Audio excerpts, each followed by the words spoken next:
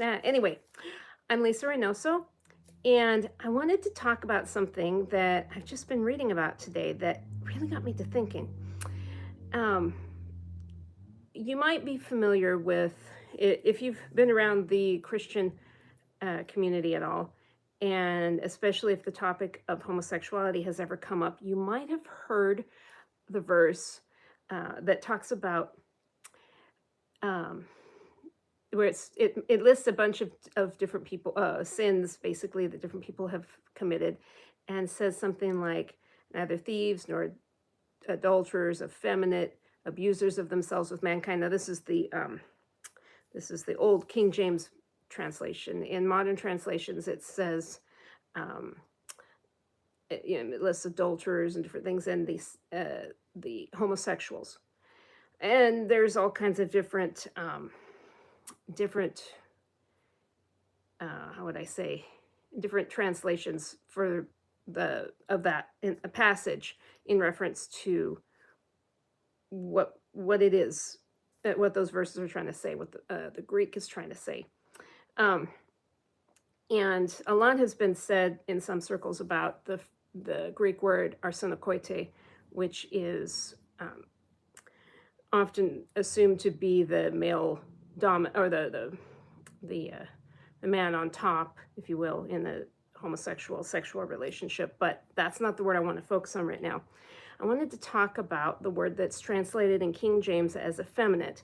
Um, it often refers to, it is often understood to refer to men who are taking the passive role in male on male sex, but that's not necessarily what it means.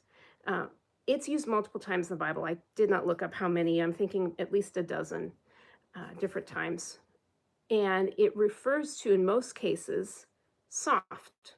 In fact, that's what the word meant.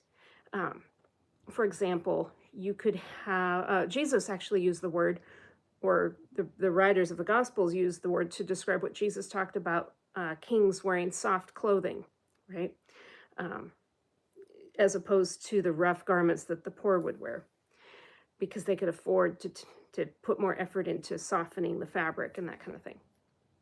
So soft was a word, and it could refer to clothing or other things. It could also refer to a person. Now, when it referred to a person, it did not always mean that someone that was gay. In fact, it probably didn't mean that most of the time. A person who was malakoi was a person who was weak in character.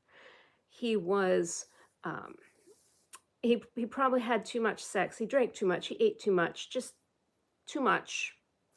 He did not have self-control. And that is very likely what Paul was referring to.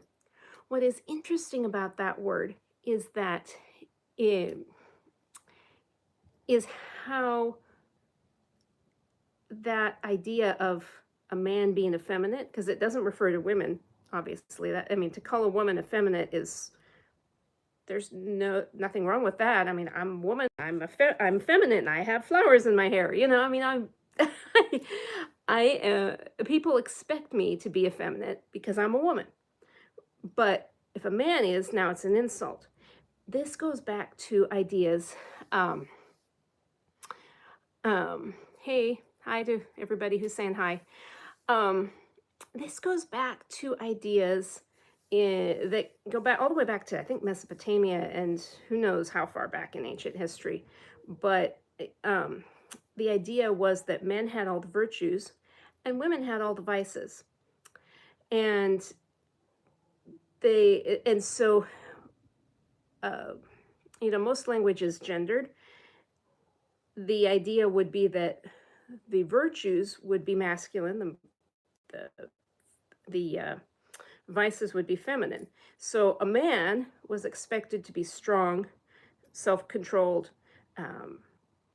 have his, not be too passionate, not eat too much, not drink too much, not sleep with women too much, or whatever the thing was, not have too much sex, right?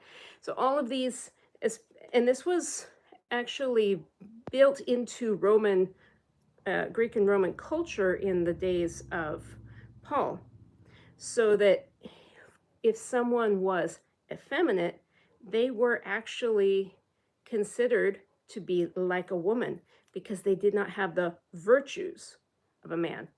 And interestingly enough, the word virtue comes from the same root word as the Roman word or the Latin word for man, which is vir, V-I-R. So that is very interesting. So women were soft, women were weak, women didn't have self-control. You know, women became hysterical, women did this and that, right? And what is really interesting, when the King James Bible was translated, and those translators chose the word effeminate, when we want to understand what a word means, it's helpful if we look at what the word meant in the era that it was translated.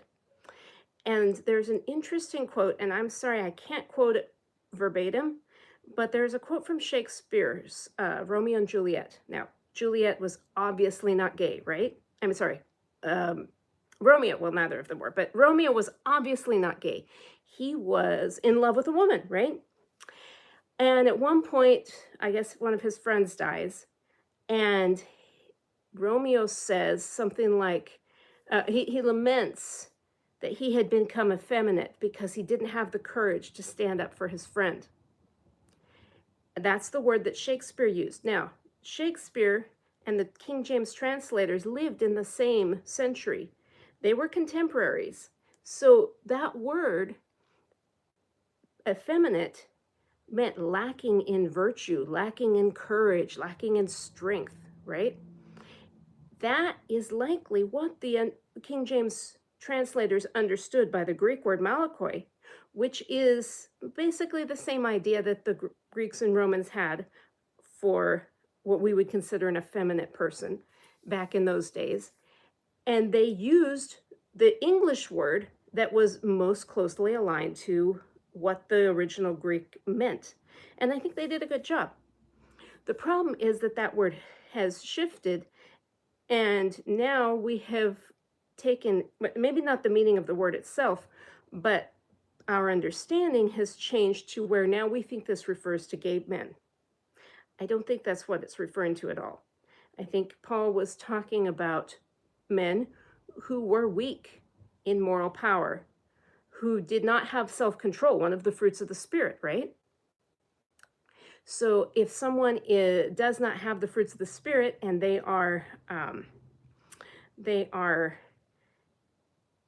not exercising self-control, they're not, they're being weak, they're giving into sin, they would be malakoi, which is translated as effeminate, but it has all this history behind it. It's not referring to someone who is feminine.